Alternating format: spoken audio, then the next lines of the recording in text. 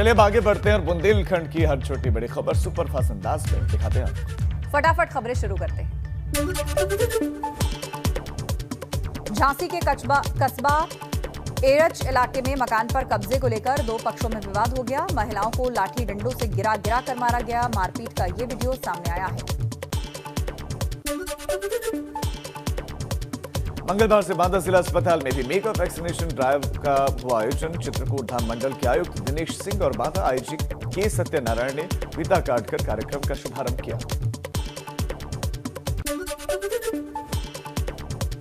हमीरपुर के स्वास्थ्य केंद्रों में 18 से 44 साल के लोगों को वैक्सीन लग रही है। इसे लेकर युवाओं में काफी उत्साह है। सुबह से ही युवा वैक्सीन सेंटर पहुंचने लगे। जालौन में मामूली कहासुनी के चलते दो पक्षों में खूनी संघर्ष। जमकर चले लाठी डंडे, हुई मारपीट। खूनी संघर्ष में दोनों पक्षों के 4 लोग घायल। लाइव मारपीट का सीसीटीवी फुटेज सोशल मीडिया पर वायरल। 4 लोगों के खिलाफ मुकदमा दर्ज। ललितपुर में भी 18+ के लोगों के लिए वैक्सीनेशन का काम शुरू हो चुका है। वैक्सीनेशन केंद्र का शुभारंभ श्रम सेवा योजना राज्य मंत्री मनोहर लाल पंत, मन्नू कोरी, सदर विधायक रमातन कुशवाहा ने किया। 8 केंद्रों पर इसका काम शुरू हुआ, जिनमें से 6 केंद्र शहरी, 2 केंद्र ग्रामीण क्षेत्र में हैं। तो बुंदेलखंड की खबरें सुपरफास्ट अंदाज में देखी आपने। कुछ और खबरों का रुख करते हैं और अब बात डेथ सर्टिफिकेट के लापतागंज की, क्योंकि कोरोना में मरने वालों का आंकड़ा इतना ज्यादा बढ़ गया है कि अब नगर निगम को डेथ सर्टिफिकेट बनाते बनाते पसीना आने लगा है। इधर अस्पताल मौत के आंकड़े छुपा रहे हैं और ये वो अस्पताल हैं जिन पर उम्मीद टिकी थी।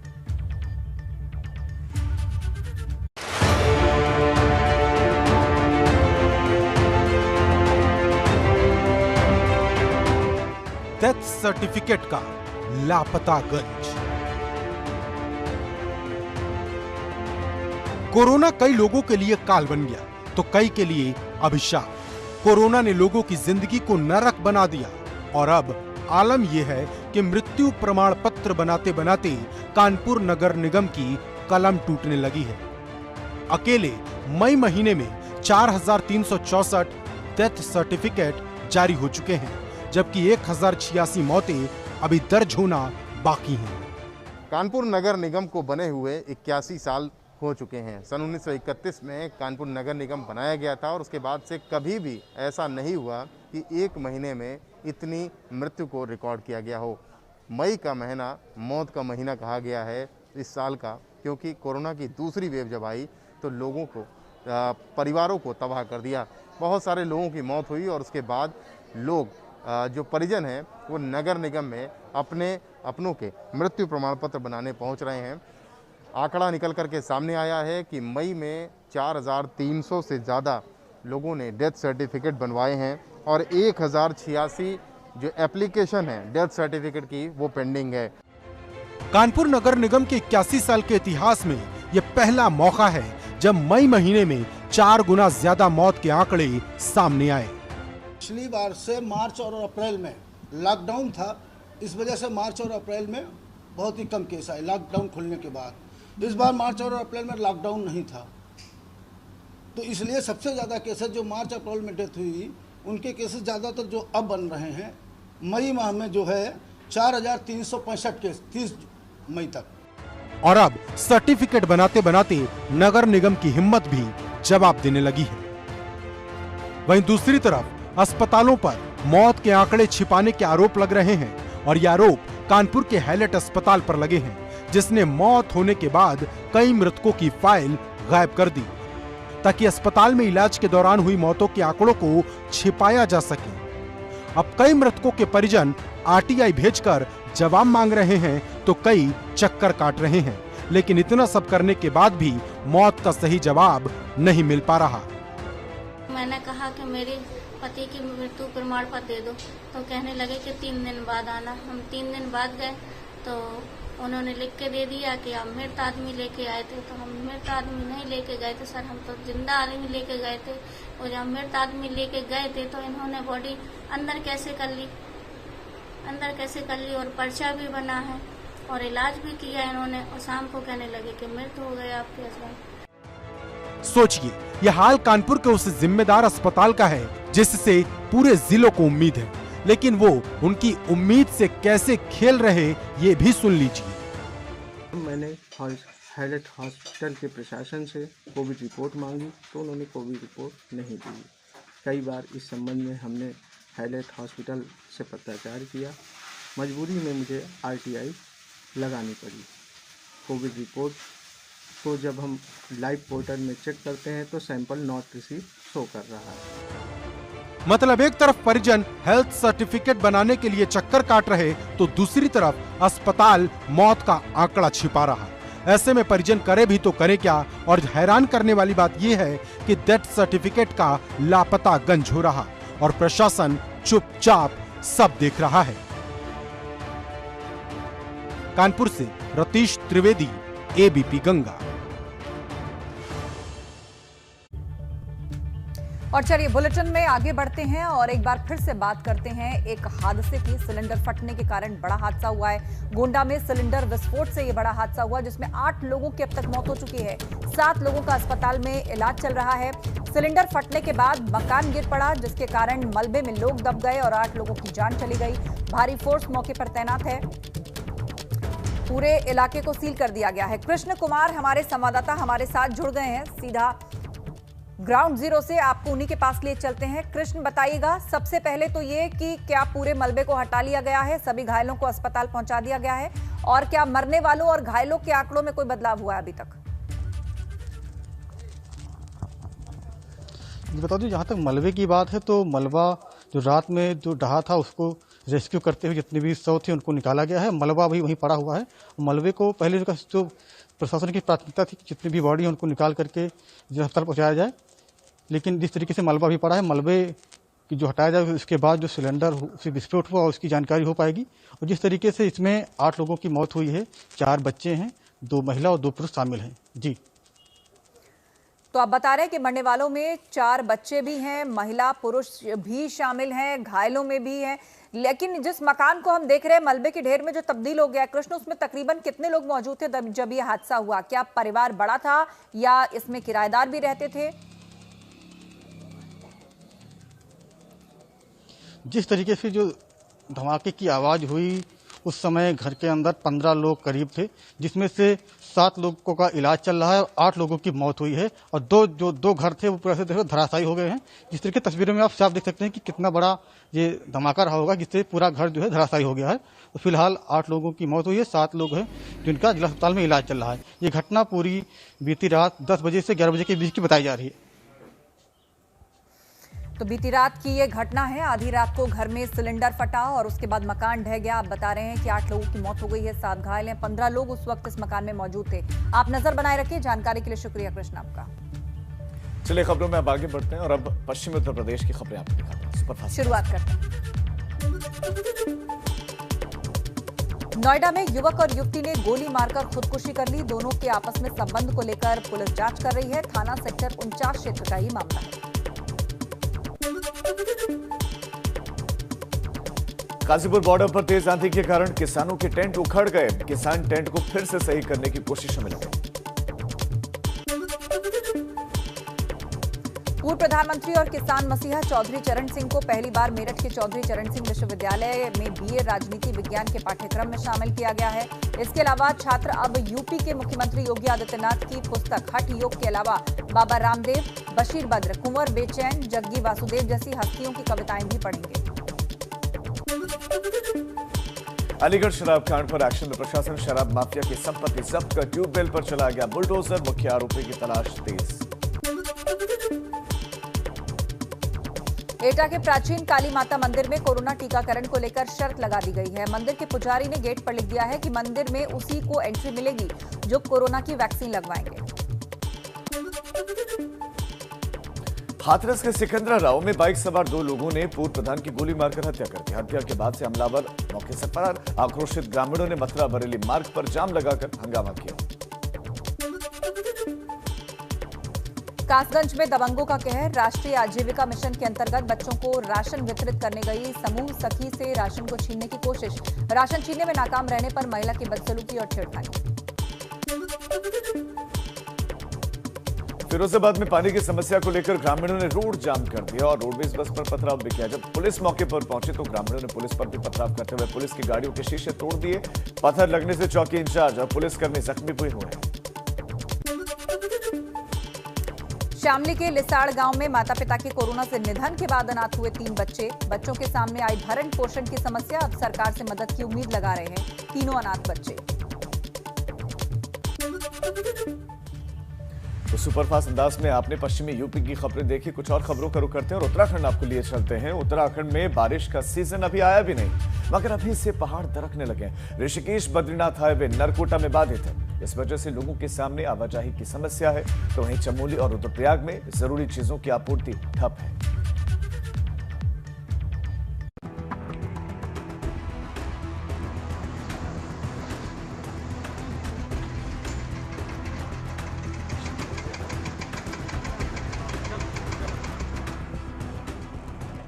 उत्तराखंड में मॉनसून सीजन अभी आया भी नहीं है, मगर उससे पहले ही पहाड़ दरकने लगे। रुद्रप्रयाग में ऋषिकेश बद्रीनाथ हाईवे पर पहाड़ी से मलबा गिरा, जिससे रोड धंस गया। इन दिनों बद्रीनाथ हाईवे पर चारधाम परियोजना के तहत काम चल रहा है। 2 दिन पहले हुई बारिश की वजह से हाईवे नरकोटा में बाधित है। पहाड़ों से लगातार भूस्खलन हो रहा है, जिससे प्रशासन की मुश्किलें बढ़ गई। हाईवे का एक बड़ा हिस्सा अलकनंदा नदी में समा गया है।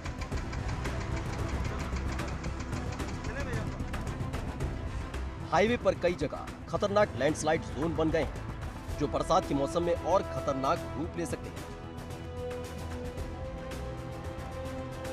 नेशनल हाईवे बाधित होने की वजह से चमोली और रुद्रप्रयाग में जरूरी चीजों की आपूर्ति ठप हो गई है। ऐसे में अगर स्थिति ऐसी ही रही तो आने वाले दिनों में परेशानी और बढ़ सकती है। एबीपी गंगा के लिए रुद्रप्रयाग से रोहित टिमरी की रिपोर्ट।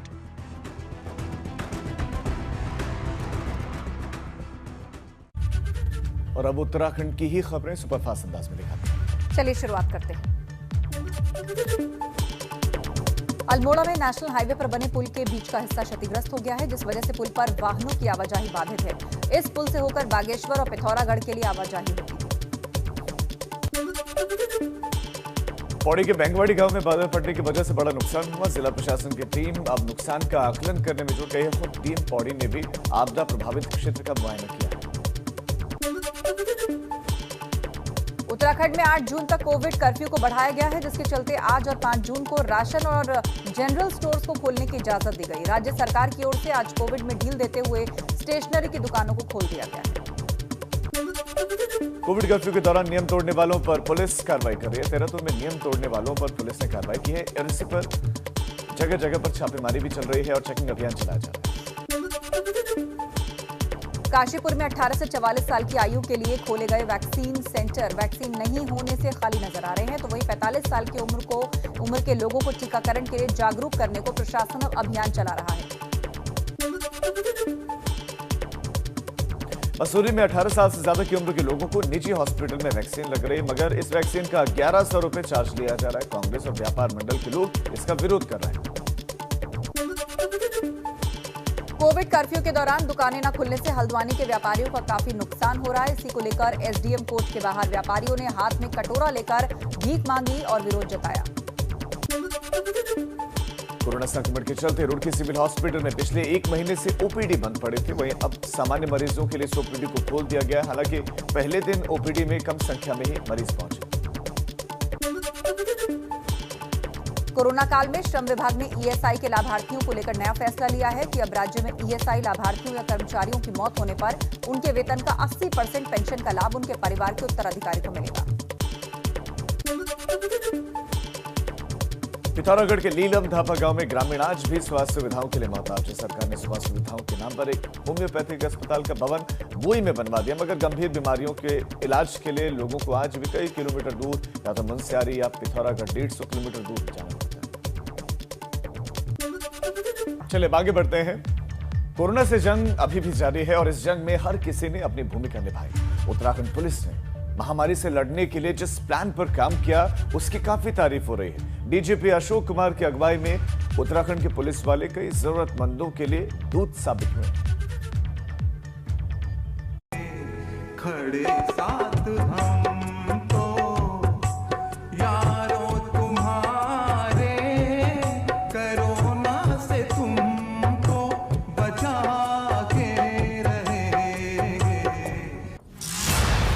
कोरोना काल में देवभूमि पर भी महामारी का संकट आया, लेकिन प्रदेश की पुलिस ने इस संकट का हर मोड़ पर डटकर मुकाबला किया।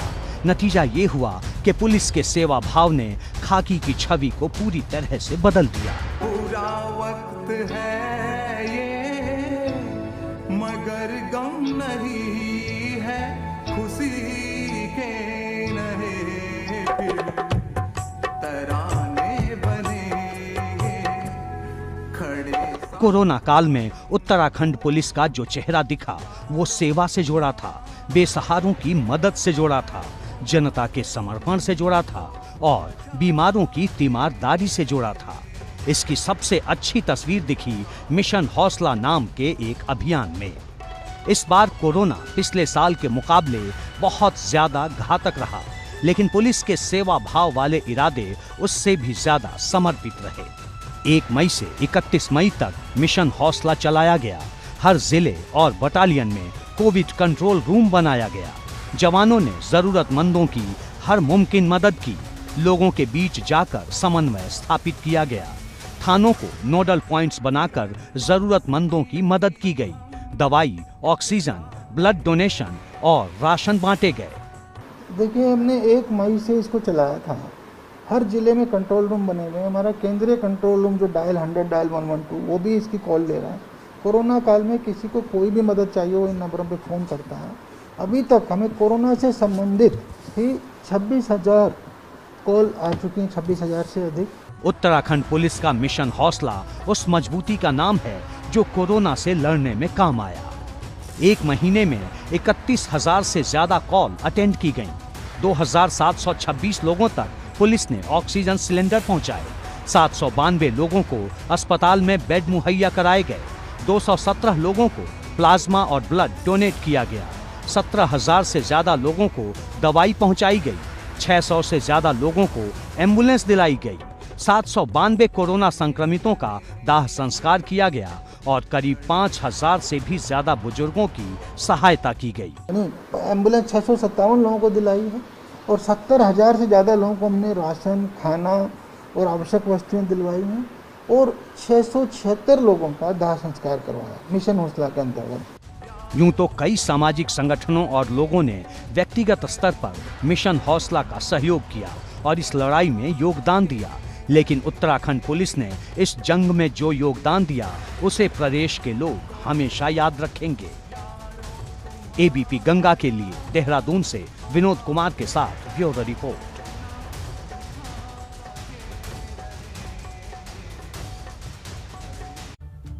और इसी खबर के साथ इस बुलेटिन गंगा सवेरा में फिलहाल इतना है।